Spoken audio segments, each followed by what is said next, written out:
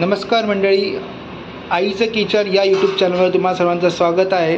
आणि आज आपण बघणार आहोत की सुकं खोबरं जास्त टिकावं यासाठी काय करायचं. तर आई तू आता काय करते? कढईत तेल ओतलं. हां तेल गरम झालं हां की मग त्यात आपण सुकं खोबरं तळून घ्यायचं. ओके.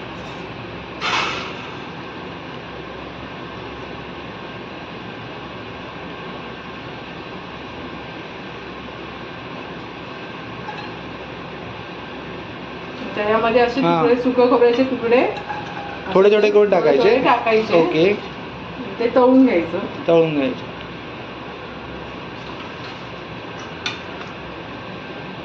म्हणजे हे टिकायला चांगलं टिकतं असं.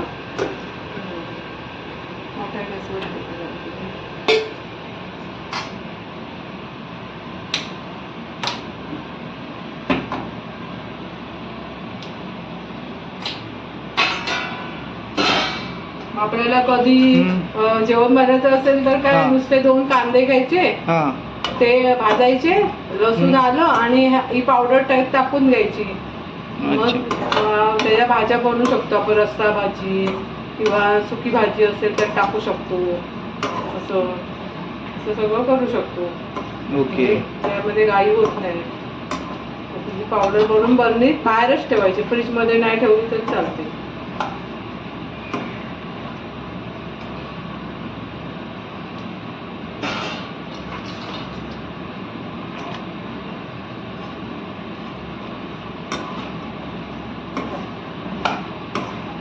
आणि ह्याचं काय नंतर वाटण करायचं का? नाही, भाज्यांमध्ये घालायचं असतं ना. ओके. मग तेव्हा ही असेल तर नुसतं सुकं खोबरं पण टाकू शकतो, कांदा खोबरं पण टाकू शकतो. कांदा भाजून मग त्यात हे खोबरं टाकायचं आणि मग त्याची भाजी बनवायची. अच्छा. ओके. अच्छा, भाज्यांमध्ये वगैरे सुकं खोबरं टाकतात. त्यामध्ये सुकं खोबरं खराब होऊ नये म्हणून मग असं करून ठेवायचं. वास मारतो ना सुकं खोबऱ्याला, म्हणून मग ते सुकं खोबरं असं करून ठेवायचं. एकदम लाल तांबूस स्लो गॅसवर भाजायचं ते. असं एकदम असं तांबूस असं.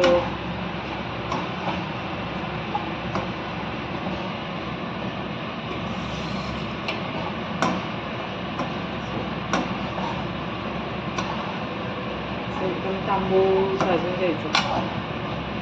याचा कलर लालसा आला पाहिजे. तर तांबूस कलर आला पाहिजे असा.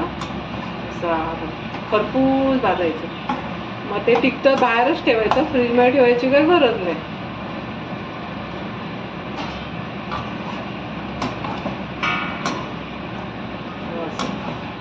मग ते असं एका ताटात काढून द्यायचं.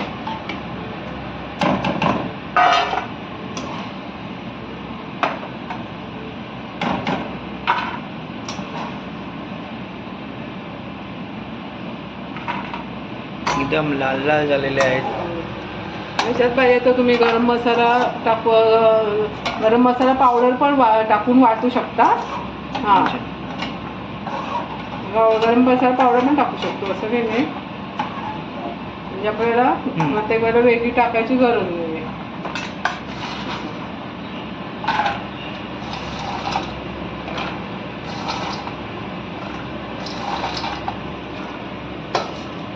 वाटून पण टाकायला लागेल.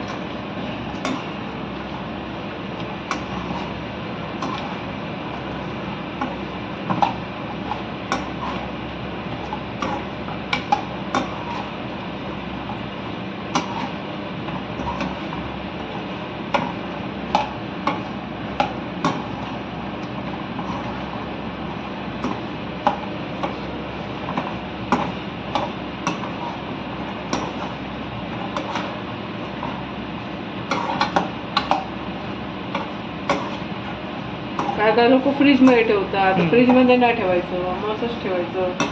मग ते चांगलं राहतं. मग चवीला पण चांगलं लागतं. फ्रीजमध्ये ते बरोबर नाही होत खोबरं.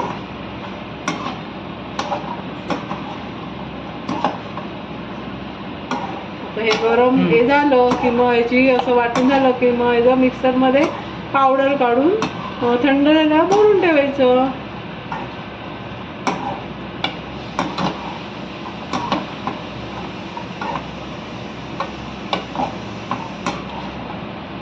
त्याच्यात थोडा गरम मसाला टाकायचा पावडरचा. हां, मग वास चांगला येतो त्याला.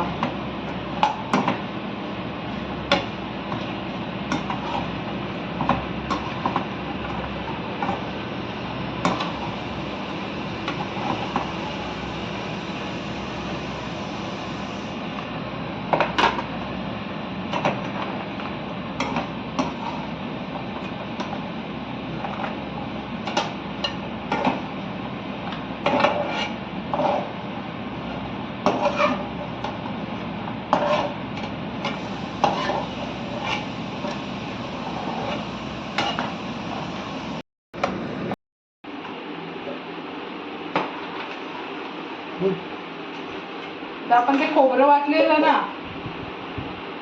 ते आता थोडं गरम असताना मिक्सरला लावून घ्यायचं, म्हणजे पटकन बारीक होतं ते. आणि असं घ्यायचं थोडं थोडं, आणि त्याच्यामध्ये थोडा गरम मसाला टाकायचा वाटताना. मिक्सरला ते फिरून घ्यायचं, म्हणजे लगेच बारीक होतं ते.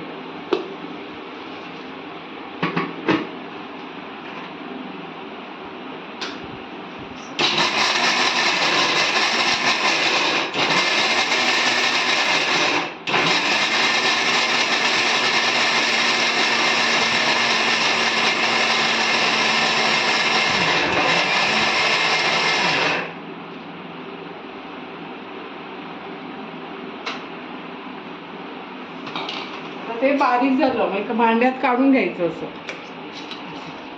हे बघा असं ते.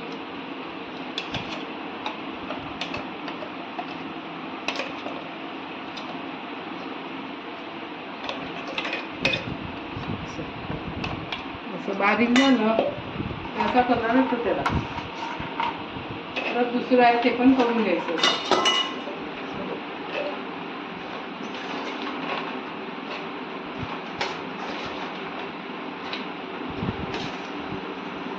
आपल्याला कधी घाई असली की नुसतं सुकं खोबरं, काय काय लोक शेंगदाण्याचं कूट टाकतात, आपण सुकं खोबरं टाकायचं. काय काय लोक खात नाही शेंगदाण्याचं कूट,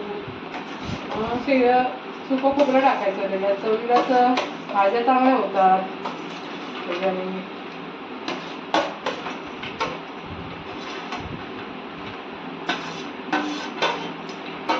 प्रत्येक वेळा खोबरं काढा वाटा, आपलं हे बरं.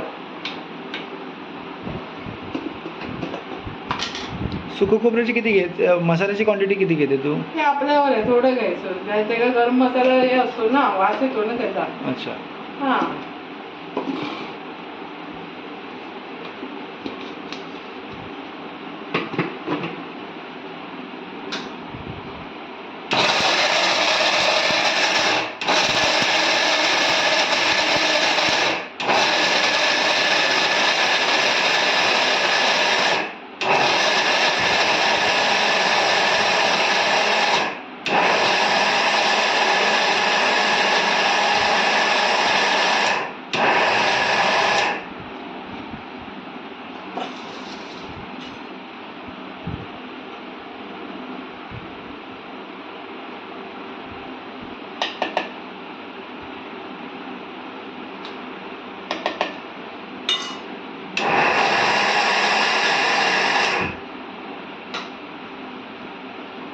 आणि मग नंतर बर्नीत ठेवून दिले ते चालेल ना हां. बाहेर? मग थंड झालं ना, हां. मग काचेच्या बरणीमध्ये भरून ठेवायचं.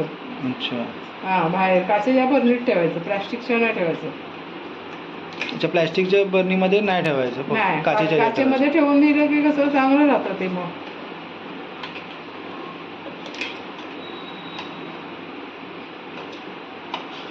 हे आपलं असं सुकं खोबऱ्याची पावडर ही अशी तयार झाली आहे. अच्छा. ही आपली सुकं खोबऱ्याची पावडर अशी तयार झाली आहे. ओके. व्हिडिओ आवडल्यास नक्की लाईक, शेअर अँड सबस्क्राईब करा. धन्यवाद.